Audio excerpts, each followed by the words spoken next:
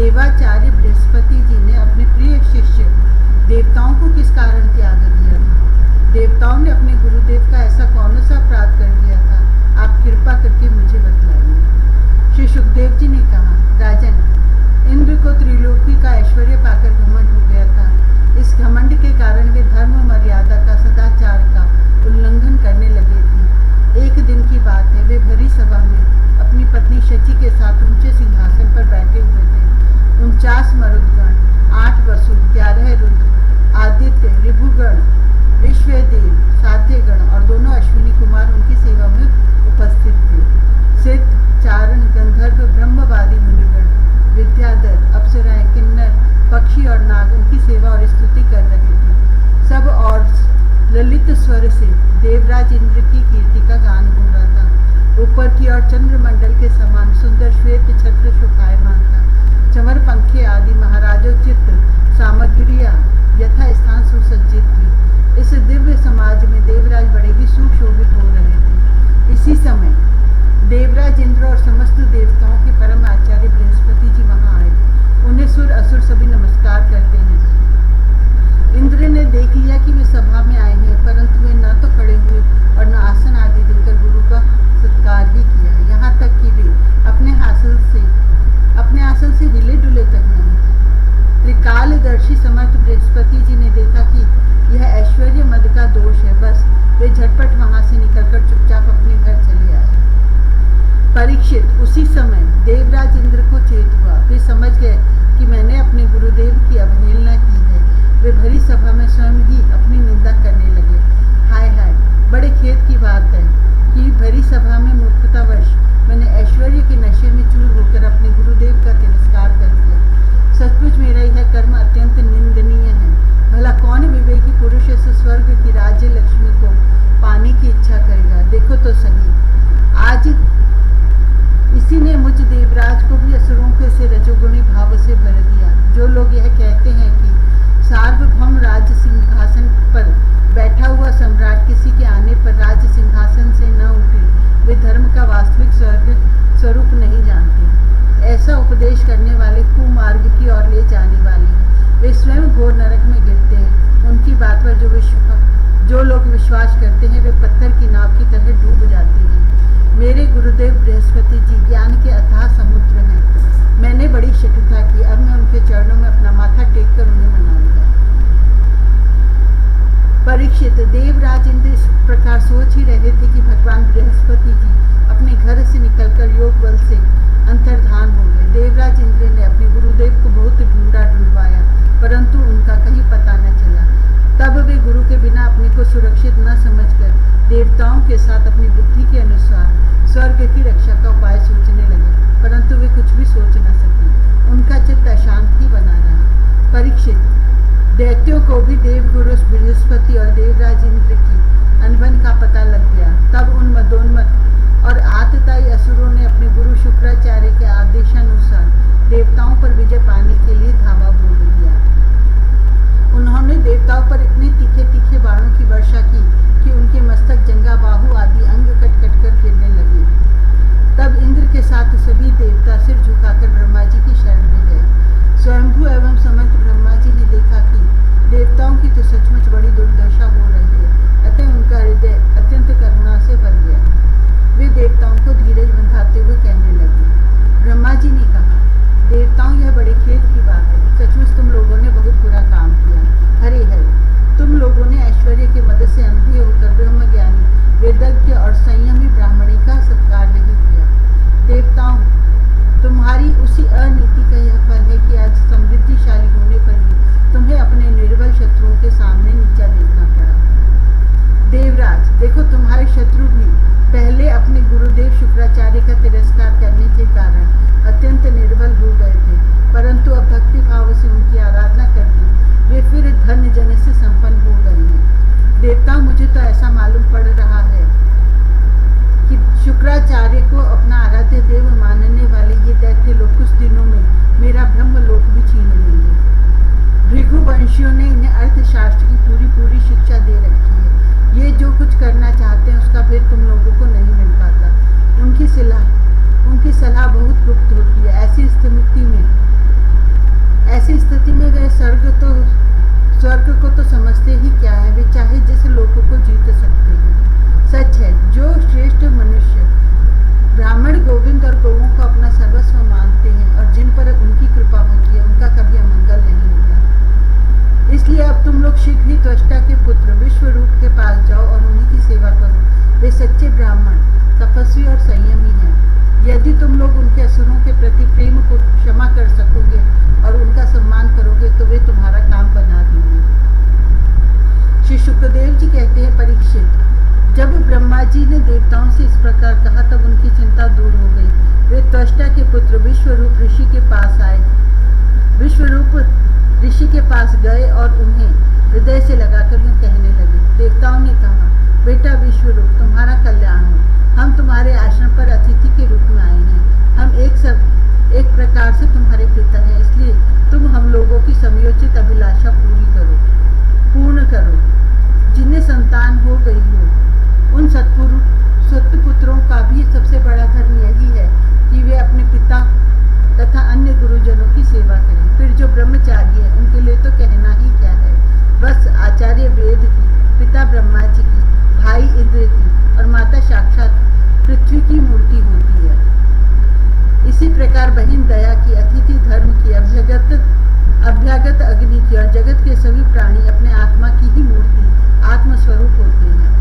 पुत्र, हम तुम्हारे पितर हैं। इस समय शत्रुओं ने हमें जीत लिया है। हम बड़े दुखी हो रहे हैं। तुम अपने तपोबल से हमारा यह दुख, दारिद्र्य, पराजय टाल दो। पुत्र, तुम्हें हम लोगों की आज्ञा का पालन करना चाहिए। तुम ब्रह्मनिष्ठ ब्राह्मण हो, अतः जन्म से ही हमारे गुरु हो।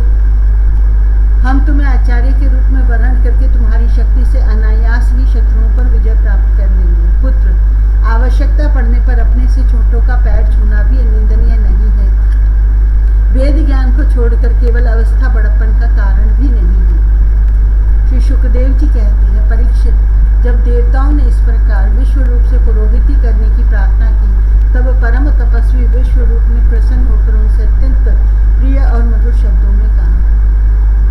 विश्व रूप ने कहा, पुरोहिती का काम ब्रह्म तेज को क्षीण करने वाला है, इसलिए धर्मशील महात्माओं ने उसकी निंदा की है।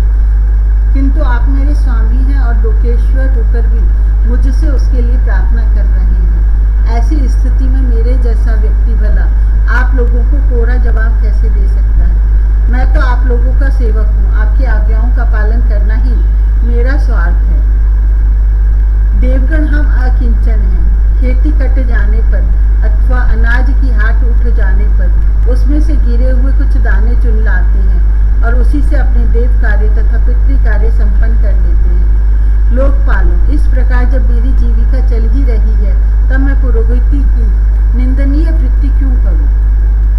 उससे तो केवल वे ही लोग प्रसन्न होते हैं जिनकी बुद्धि बिगड़ गई है। जो काम आप लोग मुझसे कराना चाहते हैं वह निंदनीय है, फिर भी मैं आपके काम से मुंह नहीं मोड़ सकता, क्योंकि आप लोगों की मांग ही कितनी है। इसलिए आप लोगों का मनोरथ मैं तन मन धन से पूरा करूंगा। श्री शुक्रदेव जी कहते हैं, विश्व रूप बड़े तपस्वी थे। देवताओं से ऐसी प्रतिज्ञा करके उनके वर्ण करने पर वे बड़ी लगन के साथ उनकी पुरोहिती करने लगे। यद्यपि शुक्राचार्य ने अपने नीति बल से असुरों की संपत्ति सुरक्षित कर दी थी, फिर भी समर्थ विश्व रूप ने वैष्णवी विद्या के प्रभाव से उनसे वह संपत्ति छीन कर देवराज इंद्र को दिला दी। राजन, जिस विद्या से सुरक्षित होकर इंद्र ने असुरों की सेना पर विजय प्राप्त की थी, उसका उदार बुद्धि विश्व रूप ने ही उन्हें उपदेश किया था।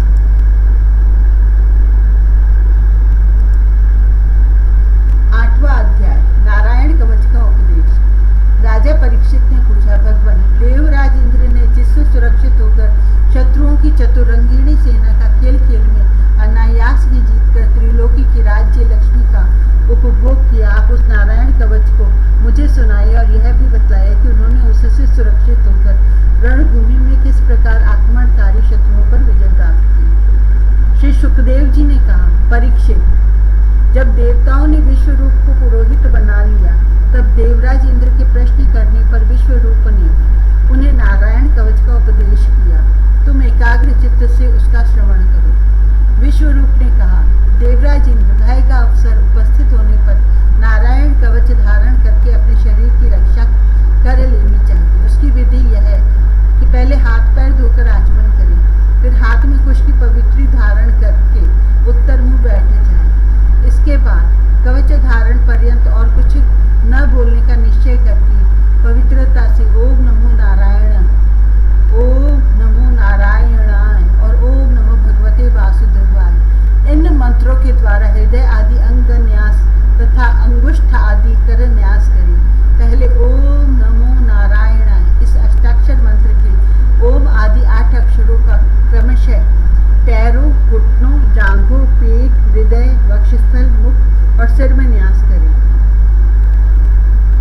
पूर्वोक्त मंत्र के मकार से लेकर ओंकार पर्यंत 8 अक्षरों का सिर से आरंभ करके उन्हीं 8 अंगों में विपरीत क्रम से न्यास करें। तदंतर ओम नमो भगवते वासुदेवाय इस द्वादश अक्षर मंत्र के ओम आदि 12 अक्षरों का दाईं तर्जनी से बाईं तर्जनी तक दोनों हाथ की 8 अंगुलियों और दोनों अंगूठों की 2-2 गांठों में न्यास करें। फिर ओम विष्णवे नमः इस मंत्र के पहले अक्षर ओम का हृदय में, वी का ब्रह्मरंध्र में, श का भुवों के बीच में, न का चोटी में, वे का दोनों नेत्रों में, न का शरीर की सब गांठों में न्यास करें। तदंतर ओम म अस्त्राय फट कहकर दिग्बंध करें। इस प्रकार न्यास करने से इस विधि को जानने वाला पुरुष मंत्र स्वरूप हो जाता है। इसके बाद समग्र ऐश्वर्य, धर्म, यश, लक्ष्मी, ज्ञान और वैराग्य से परिपूर्ण इष्ट देव भगवान का ध्यान करें और अपने को भी तदरूप ही चिंतन करें। तत्पश्चात विद्या, तेज और तपह स्वरूप इस कवच का पाठ करें। भगवान श्री हरि गरुड़ जी की पीठ पर अपने चरण कमल रखे हुए अणिमादि 8 सिद्धियां उनकी सेवा कर रही हैं। 8 हाथों में शंख, चक्र, ढाल, तलवार, गदा, बाण, धनुष और पाश फंदा धारण किए हुए हैं। वे ही ओंकार स्वरूप प्रभु सब प्रकार से, सब ओर से मेरी रक्षा करें। मत्स्य मूर्ति भगवान जल के भीतर जल जंतुओं से और वरुण के पाश से मेरी रक्षा करें। माया से ब्रह्मचारी का रूप धारण करने वाले वामन भगवान स्थल पर और विश्व रूप श्री त्रिविक्रम भगवान आकाश में मेरी रक्षा करें। जिनके घोर अट्टहास से सारी दिशाएं गूंज उठी थी और गर्भवती दैत्य पत्नियों के गर्भ गिर गए थे, वे दैत्य युद्धपतियों के शत्रु भगवान नरसिंह किले, जंगल, रणभूमि आदि विकट स्थानों में मेरी रक्षा करें। अपनी दाढ़ों पर पृथ्वी को धारण करने वाले यज्ञ मूर्ति बराह भगवान मार्ग में, परशुराम जी पर्वतों के शिखरों पर और लक्ष्मण जी के सहित भरत के बड़े भाई भगवान रामचंद्र प्रवास के समय मेरी रक्षा करें। भगवान नारायण मारण, मोहन आदि भयंकर अभिचारों और सब प्रकार के प्रमादों से मेरी रक्षा करें। ऋषि श्रेष्ठ नर गर्भ से योगेश्वर भगवान दत्तात्रेय योग के विघ्नों से और त्रिगुणाधिपति भगवान कपिल कर्म बंधनों से मेरी रक्षा करें। परम ऋषि सनत कुमार कामदेव से हयग्रीव भगवान मार्ग में चलते समय देव मूर्तियों को नमस्कार आदि न करने के अपराध से, देव ऋषि नारद सेवा अपराधों से और भगवान कच्छप सब प्रकार के नरकों से मेरी रक्षा करें।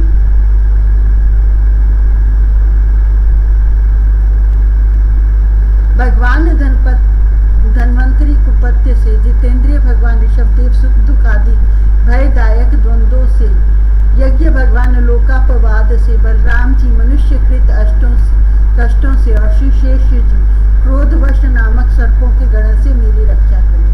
भगवान श्री कृष्ण द्वैपायन व्यास जी अज्ञान से तथा बुद्ध देव पाखंडियों से और प्रमाद से मेरी रक्षा करें। धर्म रक्षा के लिए महान अवतार धारण करने वाले भगवान कल्कि पाप बहुल कलिकाल के दोषों से मेरी रक्षा करें। प्रातः काल भगवान केशव अपनी गदा लेकर कुछ दिन चढ़ा आने पर भगवान गोविंद अपनी बांसुरी लेकर, दोपहर के पहले भगवान नारायण अपनी तीक्ष्ण शक्ति लेकर और दोपहर को भगवान विष्णु चक्र राज सुदर्शन लेकर मेरी रक्षा करें। तीसरे पहर में भगवान मधुसूदन अपना प्रचंड धनुष लेकर मेरी रक्षा करें।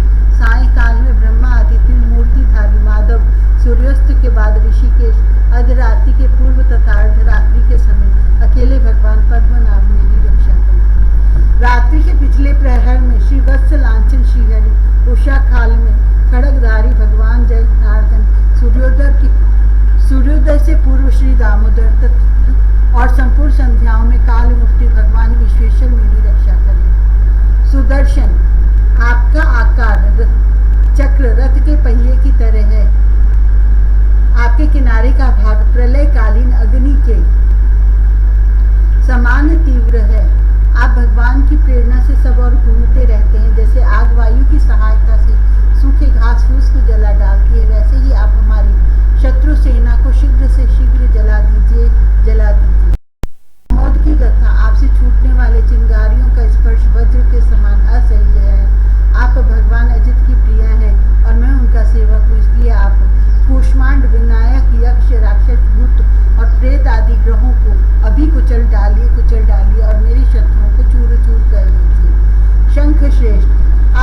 भगवान श्री कृष्ण के फूंकने से भयंकर शब्द करके मेरे शत्रुओं का दिल दहला दीजिए एवं याथुधान प्रमथ प्रेत मातृका पिशाच तथा ब्रह्म राक्षस आदि भयानक प्राणियों को यहाँ से झटपट भगा दीजिए। भगवान की प्यारी तलवार आपकी धार बहुत तीक्ष्ण है। आप भगवान की प्रेरणा से मेरे शत्रुओं को छिन्न भिन्न कर दीजिए। भगवान की प्यारी ढाल आपके सैकड़ों चंद्राकार मंडल है। आप पाप दृष्टि पापात्मा शत्रुओं की आंखें बंद कीजिए और उन्हें सदा के लिए अंधा बना दीजिए। सूर्य आदि ग्रह, धूमकेतु, पुच्छल तारे आदि केतु, दुष्ट मनुष्य, सर्प आदि रेंगने वाले जंतु, दाढ़ों वाले हिंसक पशु, भूत प्रेत आदि तथा पापी प्राणियों से हमें जो जो भय हो और जो जो हमारे मंगल के विरोधी हों, वे सभी भगवान के नाम रूप तथा आयुधों का कीर्तन करने से तत्काल नष्ट हो जाए। बृहद रथंतर आदि साम वेदी स्त्रोतों से जिनकी स्तुति की जाती है, वे बुद्ध मूर्ति भगवान गरुड़ और विश्वक्सेन जी अपने नामोच्चारण के प्रभाव से हमें सब प्रकार की विपत्तियों से बचाएं। श्री हरि के नाम रूप वाहन आयुध और श्रेष्ठ पार्षद हमारी बुद्धि, इंद्रिय, मन और प्राणों की सब प्रकार की आपत्तियों से बचाएं। जितना भी कार्य अथवा कारण रूप जगत है वह वास्तव में भगवान ही है। इस सत्य के प्रभाव से हमारे सारे उपद्रव नष्ट हो जाए। जो लोग ब्रह्म और आत्मा की एकता का अनुभव कर चुके हैं, उनकी दृष्टि में भगवान का स्वरूप समस्त विकल्पों भेदों से रहित है, फिर भी वे अपनी माया शक्ति के द्वारा भूषण, आयुध और रूप नामक शक्तियों को धारण करते हैं। यह बात निश्चित रूप से सत्य है। इस कारण सर्वज्ञ सर्वव्यापक भगवान श्री हरि सदा सर्वदा सब स्वरूपों से हमारी रक्षा करें। जो अपने भयंकर अट्टहास से सब लोगों के भय को भगा देते हैं और अपने तेज से सबका तेज ग्रस लेते हैं, वे भगवान नरसिंह दिशा विदिशा में नीचे ऊपर बाहर भीतर सब और हमारी रक्षा करें। देवराज इंद्र, मैंने तुम्हें यह नारायण कवच सुना दिया। इस कवच से तुम अपने को सुरक्षित कर लो, बस फिर तुम अनायास ही सब दैत्य युद्धपतियों को जीत लोगे। इस नारायण कवच को धारण करने वाला पुरुष जिसको भी अपने नेत्रों से देख लेता अथवा पैर से छू लेता है, वह तत्काल समस्त भयों से मुक्त हो जाता है। जो इस वैष्णवी विद्या को धारण कर लेता है, उसे राजा, डाकू, प्रेत, पिशाच आदि और बाघ आदि हिंसक जीवों से कभी किसी प्रकार का भय नहीं होता। देवराज, प्राचीन काल की बात है, एक पोषक गौत्री ब्राह्मण ने इस विद्या को धारण करके योग धारणा से अपना शरीर मरुभूमि में त्याग दिया। जहाँ उस ब्राह्मण का शरीर पड़ा था, उसके ऊपर से एक दिन गंधर्व राज चित्ररथ अपनी स्त्रियों के साथ विमान पर बैठकर निकले। वहां आते ही वे नीचे की ओर सिर किए विमान सहित आकाश से पृथ्वी पर गिर पड़े। इस घटना से उनकी आश्चर्य की सीमा न रही। तब उन्हें बाल के लिए मुनियों ने बतलाया कि यह नारायण कवच धारण करने का प्रभाव है।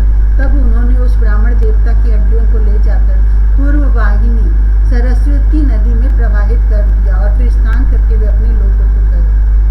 श्री सुखदेव जी कहते, परीक्षित, जो पुरुष इस नारायण कवच को समय पर सुनता है और जो आदर पूर्वक इसे धारण करता है, उसके सामने सभी प्राणी आदर से झुक जाते हैं और वह सब प्रकार के भयों से मुक्त हो जाता है।